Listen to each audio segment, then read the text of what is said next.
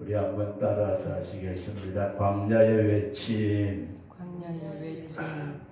오늘 낮 시간에 이어서 광야의 외침 두 번째 시간에 말씀을 드리면서 꼭 은혜될 수 있기를 주의 이름으로 축원합니다. 성경을 봉독한 후에 같이 통성으로 기도하는 것은 주의 영으로 기록된 말씀을 주의 영으로 깨달을 수 있게 해달라고 기도하는 것입니다. 그리고 기도한 후에 주의 보혈의 찬송, 어느 찬송이든지 간에 찬송을 부르는 것은 여기에 덮고 있는 어둠의 영을 몰아내고 중심에 말씀의 씨앗이 떨어지도록 그렇게 기도하는 마음으로 찬송을 부르는 것입니다. 그러니까 설교 전에 왜 찬송을 부를까 그렇게 생각하신다면은 그런 일이 있다 생각하시고 제 경험을 말씀을 드린다면 어느 모임에 참석을 했습니다. 참석을 했는데 갑자기 저보고 설교를 듣다고 그래요. 그런데 그때 그 분위기가 굉장히 좋지 않은 상당히 어두운 그런 분위기였는데 성경을 봉독한 후에 찬송을 부르기를 시작을 했습니다.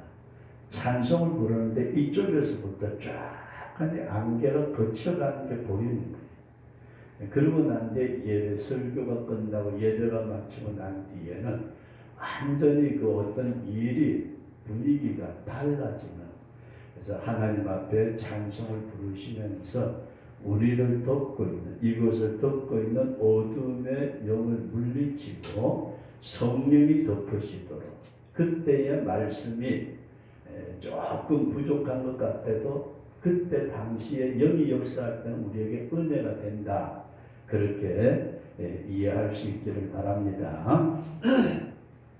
오늘 같이 봉독한 누가복음 3장에 있는 말씀은 세례 요한이 광야에서 오실 분이 계신다 그러면서 회개의 세례를 베풀었다 하는 말씀입니다. 여러분들과 제가 잘 아는 대로 왕이 어떤 행차를 할 때에 그냥 간다 그것이 아니고 미리 정해진 장소에 가려고 할 때는 그 길을 다 다듬고 앞에 서는 사람이 물러가라 그러면은 모든 백성들 한쪽으로 물러서면서 고개를 숙여 절을 하는 왕의 행차가 있을 때 미리 준비를 한다. 그 다음에 우리나라 대통령도 마찬가지지만은 미국의 대통령이 우리나라에 왔다. 그냥 몇월 며칠 날 대한민국에 갈 테니까 대접 잘해줘요. 그래서 오는 게 아니고 오기 전에 미리 다 그 미국에 있는 그 대통령을 경호하는 팀들이 와가지고 대통령이 어디로 움직인다. 그때 지붕에 뭐가 있는지 전부 다 확인을 하고 대통령의 안전을 지키는 것처럼 예수님이 이 땅에 오실 때에 예수님 6개월 먼저 태어나신 세례 요한이 내 뒤에 오시는 분이 있다. 그렇게 외쳤다. 그런 말씀입니다. 그러면서 낮에 말씀을 드린 것을 다시 한번 본다면은 뒤에 오시는 분이 있다. 오시는 분이 있다. 그런 말씀입니다. 오시는 분이 누구냐? 예수 그리스도가 오신다. 그런 말씀입니다. 오시는 분이 있는데 이때 많은 사람들이 세속에 매여서 관심이 없는 자들도 있고 그 다음에 오시든 말든지 이거 막 온다는 말은 누가 하긴 하는데 몰라 무관심한 사람도 있고 뒤에 오시는 분이 대단한 분이 오시는가 보다 관심을 가지고 계셨던 분이 있다 그런 말씀입니다. 그 오시는 분이 있다고 말할 때 그분이 누구냐? 우리는 성육신하로 구원하러 이 땅에 오신 구세주 예수 그리스도가 오신다. 그런 말씀입니다. 그리고 이제 얼마 있지 않냐면 성탄절기인데 예수님이 이 땅에 오신 것을 우리는 기리고 있습니다. 그럴 뿐만 아니라 지금 이 시대는 예수님의 재림이 가까운 시대다. 아, 이때에 오신다는 외침이 있구나. 그렇게 이해할 수 있기를 바랍니다. 그래서 언제 오시느냐 하게 될 때 초림의 주님은 예언된 대로 오셨지만은 재림의 주님은 언제 오실지 모르나 우리가 징조를 보아서 예수님이 이 땅에 오실 때가 가까웠다. 그래서 선지자, 선거자가 오시는 분이 있다고 외쳤다. 그런 말씀입니다. 그런데 이 오시는 분을 맞아들이면 축복이지만은 오시는 예수님을 거절한다든지 맞이하지 아니하면 그 사람은 영원한 비극이다. 그렇게 이해할 수 있기를 바랍니다. 그러면서 두 번째 말씀을 드리고자 하는 드린 말씀이 뭐냐면은 이 오시는 분을 우리가 영접하기 위해서는 회개가 필요하다. 뭐가 필요하다고요? 회개. 오시는 분을 맞이하기 위해서 회개가 필요하다. 그래서 세례 요한은 회개의 세례를 베풀었다. 그렇게 성경은 말씀하고 있습니다. 세례 요한도 회개하라고 말씀을 하셨고 예수님도 때가 찼고 하나님 나라가 가까웠으니 회개하라. 사도들도 회개하고 복음을 믿어라. 회개에 대해서는 우리가 굉장히 강조한다 할지라도 부족함이 없는 것이 회개입니다. 그래서 어떤 분은 말씀하시기를 죄 짓는 사람이 지옥 가는 것이 아니고 죄는 누구나가 다 짓지만은 회개치 아니하는 사가 지옥 간다. 그럼 회개하는 사람은 오시는 예수님을 영접하고 천국에 갈 수 있다. 그렇게 믿어지시기를 바랍니다. 그래서 복음의 가장 기초적인 것, 아주 기초적인 것이 회개라, 회개하라. 그렇게 성경은 가르치고 있습니다. 그리고 이 회개는 사도행전 11장에서 생명을 얻는 회개라는 말씀을 합니다. 생명을 얻는 것은 회개하는 길밖에 없다. 그렇게 믿어지시기를 바랍니다. 생명을 얻는 길은 예수 믿습니다 하고 그대로 죄를 가지고 있는 자가 아니고 예수님을 믿고 보니까 내가 죄인인 것을 깨닫고 회개하게 될 때에 생명을 얻는다. 그런데 이 회개도 아주 단계가 있다. 그렇게 생각하시면 좋습니다. 첫 번째 단계가 뭐냐면 내가 스스로 깨닫는 거. 아, 이건 잘못이야. 그 스스로 생각해보고 내 양심의 가책을 받고 내가 살다 보니까 윤리와 도덕과 이건 아니야. 내가 잘못했다. 스스로 깨닫고 회개하는 경우가 있고 그 다음에 두 번째로 회개는 하나님의 말씀을 들을 때에 하나님의 말씀을 보고 묵상할 때에 그 말씀이 칼이 되고 방망이가 되고 불이 되면서 나에게 죄를 가르쳐서 회개하게 만드는 말씀. 이것이 우리에게 잣대가 되어가지고 회개케 하신다. 저와 여러분들이 이것도 대단히 귀한 일입니다. 이 회개가 제대로 되면은 하나님 앞에 큰 축복을 받는데 이게 생명의 축복이다. 그런 말씀입니다. 그 다음에 세 번째 말씀을 드린 것이 뭐냐면은 회개는 하나님의 성령이 비추어 주실 때에 진정한 회개가 있다. 성령의 조명.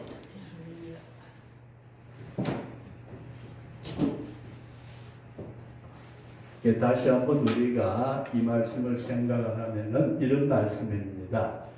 세례 요한이 외칠 때에 내 뒤에 오시는 분이 계신다. 그분이 누구예요? 우리가 믿는 예수님이 육신을 가지고 이 땅에 오신 줄로 믿습니다. 그분을 받아들이면은 영생이고 그 예수님을 거절하면은 어디로 가죠? 지옥 갈 수밖에 없다. 근데 그 오시는 예수님을 외칠 때에 세례 요한이 회개의 세례를 베풀었는데 회개라는 것이 가장 복음의 기초적인 겁니다.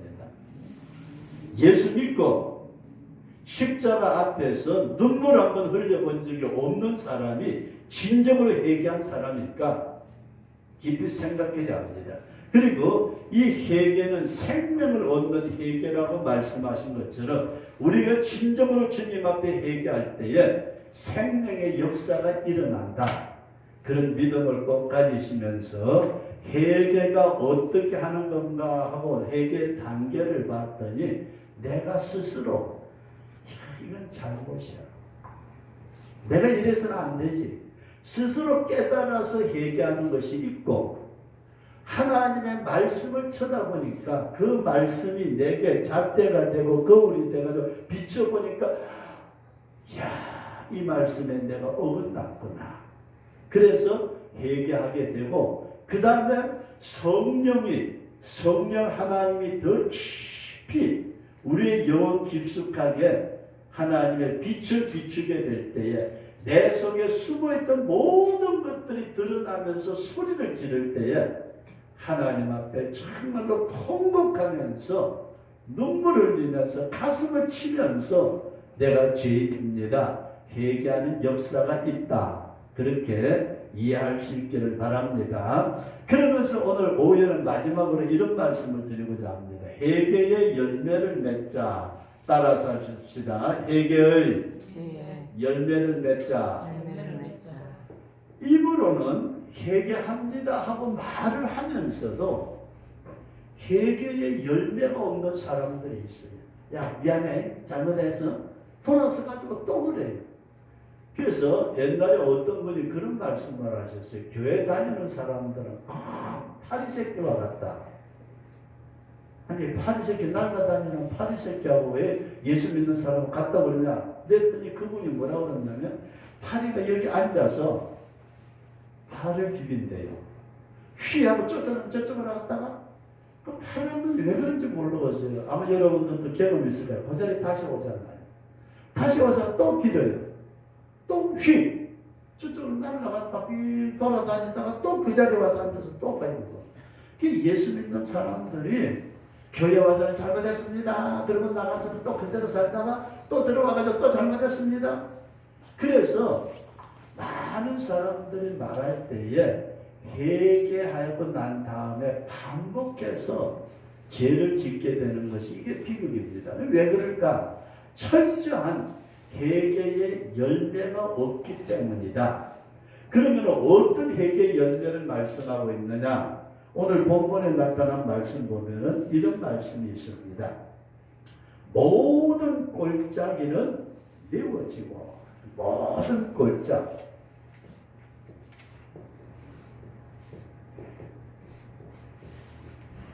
이것은 메워지고 우리가 산이 높으면 골이 깊다는 말이 있습니다만은 이 모든 골짜기가 메워진다는 말은 야비한 생활의 순수들입니다. 아주 높았다 낮았다가 아주 인간의 그 야비한 생활 속에 순수들 아주 야비한 사람들 많잖아요.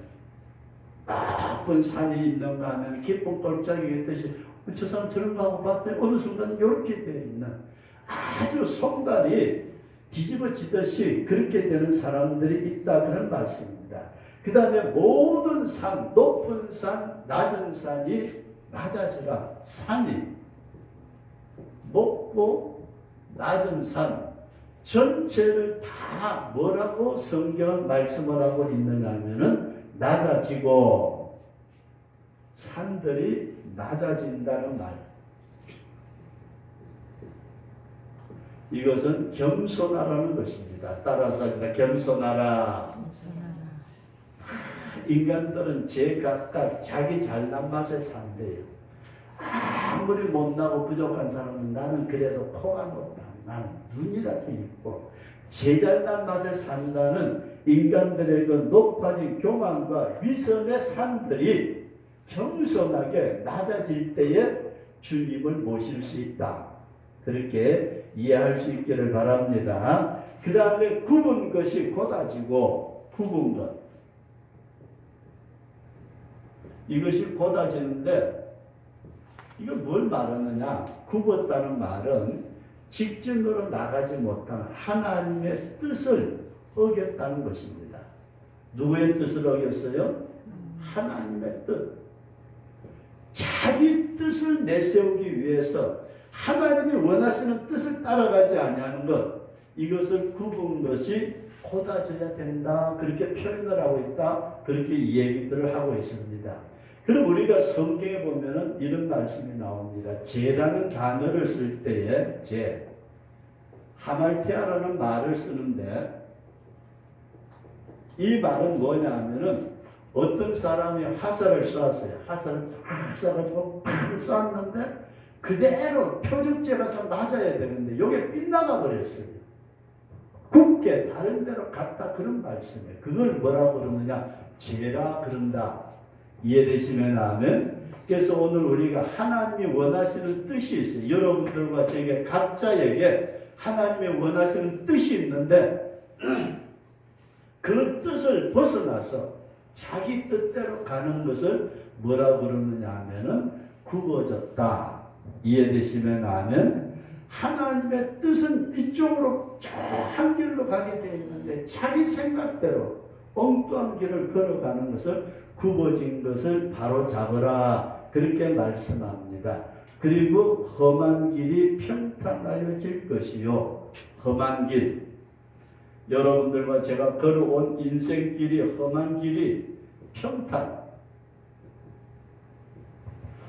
지난날의 세월보다도 앞날의 세월이 여러분들의 앞날이 주의 은혜로 평탄하게 되어질 수 있기를 주의 이름으로 축원합니다. 그래서 사람들이 예수님을 믿는다고 하면서도 이런 심적인 상태를 고치지 않는다. 그런 말씀입니다. 이게 여러분들과 제가 깊이 한번 생각해야 될 부분입니다. 다시 한번 우리가 회개의 열매를 맺읍시다.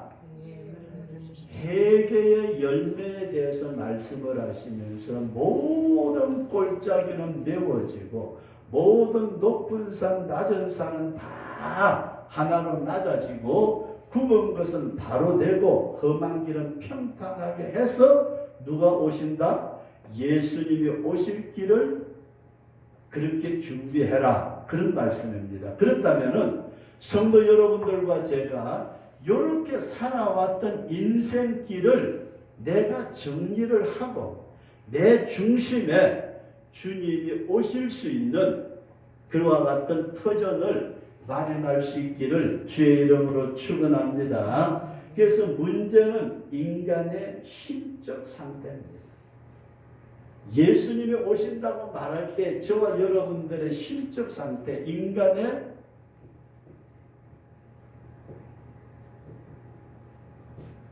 주님이 보실 때는 두 가지를 보십니다. 두 가지를 보시는데 여러분들과 제가 이렇게 이해하시면 좋을 것 같습니다. 마음에는 원망이 가득 차 있어요.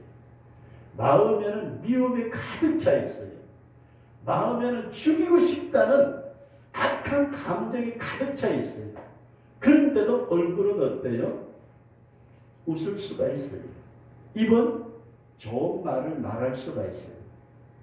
행동은 그저 순종하는 것처럼 할 수 있어요. 그러나 근본 중심이 변화되지 아니하면 그 사람의 심령 속에는 언젠가 골마 있는 것이 터져 나올 수밖에 없습니다. 예수님을 믿는다. 예수님을 영접한다. 예수님을 내가 믿고 교회생활, 신앙생활을 잘 한다. 밖으로 얼마든지 헌금도 할 수 있고 봉사도 할 수 있고 얼마든지 교회 일에 열심을 다할 수도 있고 또 어떤 면에서 나가서 다른 사람에게 예수 믿으세요 하고 전도도 할 수 있습니다. 그러나 속은 어때요?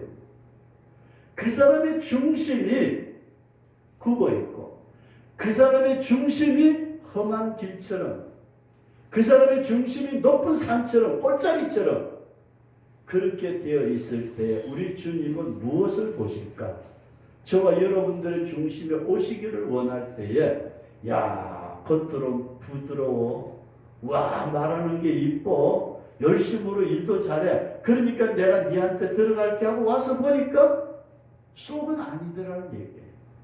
그래서 예수 믿는 사람이 가장 조심해야 될 것은 이중성이다. 따라서 하실 때 이중성 겉다르고 속다른 것은 열매를 맺히지 못합니다.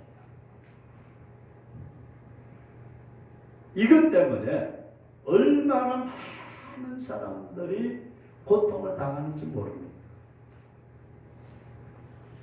왜 그 사람의 얼굴은 웃는 것 같은데 속에는 원망이, 미움이, 저주와 악독이 가득 차 있다면은 우리 인간들은 겉으로 드러난 것만을 보고 판단하지만은 주님은 우리를 외모로 보시지 아니하시고 중심을 보시는 주님이시다. 그런 믿음을 가질 수 있기를 주의 이름으로 축원합니다. 그리고 마지막으로 우리는 변화를 받되 내 심적, 영적 상태가 변화가 되도록 우리가 돈 주세요, 건강 주세요, 자식 잘 되게 해주세요, 못 해주게 해주세요. 그렇게 하면서도 속이 변화되지 아니하는 그것을 주님은 가장 힘들어하신다. 그래서 저와 여러분들의 중심의 변화를 기도할 수 있기를 주의 이름으로 축원합니다. 따라서 하시되 중심의 변화를 주시옵소서. 이제 얼마 있지 않냐면 성탄절이고 또 얼마 있지 않냐면 우리가 이 세상을 떠나야 될 시간이 점점 가까워지고 있고 예수님께서 이 땅에 재림하신 날이 점점 가까워져 오고 있습니다. 이런 때에 오늘 본문에 나타난 말씀이 뭐냐면은 광야에서 세례 요한이 외치는 데 따라서 하십니다. 오시는 분이 있다. 예수님의 재림이 어제보다는 오늘이 가까워졌고 오늘보다는 내일이 가까워진 줄로 믿습니다. 예수님께서 오시는 분이 계시는데 그분에 대해서 네가 관심을 가지라는 거예요. 관심을 가지고 바라보면서 살 때 그분을 네가 모시기를 원하느냐. 오시는 예수님을 네가 모시고 영원히 천국 생활하기를 원하느냐. 회개하라는 거지. 회개라는 것이 겉으로 입으로만 나불나불 회개하고 잘못했습니다가 아니고 그 중심이 변화가 일어나게 될 때에 누가 오시느냐. 예수님이 우리의 중심에 오시는 줄로 믿으시기 바랍니다. 예수님이 중심에 오시는 사람의 말이 달라요. 표정이 달라요. 제가 어떤 분을 보고서 그런 얘기를 했습니다. 믿는 사람이래요. 예수 잘 믿는데요. 직분도 가지고 있어요. 근데 그 사람의 얼굴을 쳐다보고 제가 집사람도 그런 얘기를 했어요. 참 추해 보인다. 그 사람이 가지고 있는 직분이라든지 신앙생활 하는 거라든지 모든 면에서는 다 그렇게 하는데 그 사람의 모습 속에 비춰지는 모습이 굉장히 추하게 보입니다. 뭐라고 할까요? 오늘 본문의 말씀을 여러분 다시 한번 꼭 생각할 수 있기를 원하는 것은 세례 요한이 예수님이 오시기 전에 6개월 먼저 태어나셨어요. 그리고 예수님이 공생애를 시작하시기 전에 유대 광야 요단 강변에서 내 뒤에 오시는 분이 계신다 하고 크게 외쳤어요. 수없이 많은 사람들이 세례 요한에게 몰려왔습니다. 그러면서 이분이 도대체 어떤 분인가? 선지자이냐? 우리가 기다리는 메시아인가? 그때 세례 요한이 뭐라고 그래요? 나는 선지자로서 길을 예비하는 자로 왔는데 내 뒤에 오시는 분이 계신다. 나는 그분의 신발끈을 풀기도 감당치 못할 사람이다. 그분을 영접하기를 원하면은 회개하라. 회개는 성령이 여러분들의 중심을 조명해 주시는 그런 역사가 꼭 있어지기를 주의 이름으로 축원합니다. 내가 깨달아 아는 것은 회개에 아주 수가 그달기 쉽습니다. 하나님의 말씀에 의지해서 내 자신의 회개하는 것은 말씀의 잣대가 깊으면 깊을수록 점점 더 회개의 강도가 달라집니다. 그러나 성령의 강한 빛이 비치게 될 때에 그 밑바닥에 근본적으로 쌓여 있었던 죄악의 근원이 뒤집어지면서 콩곡의 눈물이 나오는 뒤집어지는 역사가 있다. 그런데 그 회개의 결과가 뭐냐? 열매를 맺어져야 되는데 이 열매를 맺지 아니할 때에 주님은 그 중심에 계실 수가 없다는 말씀입니다. 우리의 생활이 어때요? 모든 골짜기가 있고 산들이 높아져 있고 내 뜻이 살아서 굽어져 있고 그 다음에 험한 길, 평탄치 못한 그 길을 걸어가는 인생이 주님 앞에 내놓지 아니할 때는 늘 이중성을 띠게 된다. 이 이중성이 여러분 참 무섭습니다. 대통령이 부드러운 말을 하는 것 같지만 엉뚱한 짓을 하게 되면 온 국민이 고통을 당합니다. 지도자가 말은 비단결처럼 하지만은 그 심정이 잘못 섞여져 있으면은 풍겨나는 냄새는 다른 사람을 죽이게 되어 있습니다. 겉으로는 비단결처럼 말하지만 속에는 그게 아닐 때에 이중성이라고 그러고 사람들은 그 이중성에 쏘가 넘어가지만은 주님은 결단코 인간의 이중성에 쏘가 넘어가지 아니하시는 분입니다. 그러기에 내 중심을 열고 중심의 변화를 바라보고 우리 주님 모시고 생활할 수 있는 저와 여러분들이 주님의 그 세례요한의 외침에 회개의 열매를 맺지 않은 나무는 찍어서 불에 던진다. 이미 도끼가 나무 뿌리에 놓였다고 말씀을 하고 있는 이 시대에 오늘 저와 여러분들이 주님의 재림의 날이 가까움을 볼수록 정말로 깨어 경성하여 기도하시면서 성령이 저와 여러분들을 조명하여 주심으로 내 중심 밑바닥에서 주님의 영이 임재하시는 축복의 역사가 일어나는 우리 그런 성도로 세워질 수 있기를 주의 이름으로 축원합니다.